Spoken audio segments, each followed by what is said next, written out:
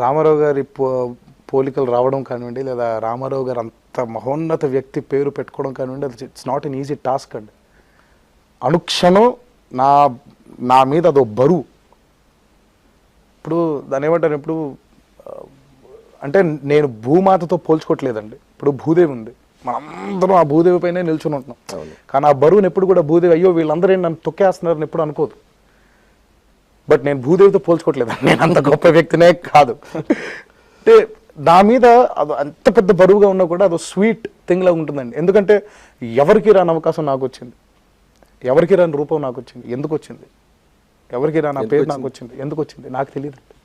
నాకు తెలియదు అది ఎప్పుడన్నా ప్రశ్న. అంటే ఆలోచించినా కూడా దీనికో జవాబు లేదండి. దీనికి అసలు మరి నేను ఎలా దీన్ని నాకు నేనే జవాబు ఎలా ఇచ్చుకోవాలి కూడా అర్థం కాదు ఒక్కోసారి. అసలు చాలా సందర్భాల్లో కూడా తాతగారిని అడిగేద్దాం అంత ఆశ. అసలు ఎందుకు, నాకెందుకు వచ్చింది ఇది, నాకెందుకు ఇచ్చారు ఆ పేరు, ఎందుకు? ఎప్పుడన్నా అడగాలనిపించిందా? ఎప్పుడండి నాకు తాతగారితో మాట్లాడదాం, ప్రతి రాత్రి మాట్లాడదాం అనిపిస్తూ ఉంటుంది, ప్రతిరోజు ఆయనతో మాట్లాడాలని.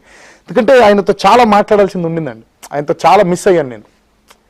నా ఈ సక్సెస్ని ఆయన చూడాల్సింది ఉండింది. రామారావు గారి పేరు ఎవరు జపం చేస్తారో రామారావు గారు వారి చుట్టూ తిరుగుతూనే ఉంటారని అందులో నేను ప్రథముణ్ణి. నాకు రామారావు గారు లేకపోతే ముద్ద దిగదు, నాకు రామారావు గారు లేకపోతే మాట రాదు.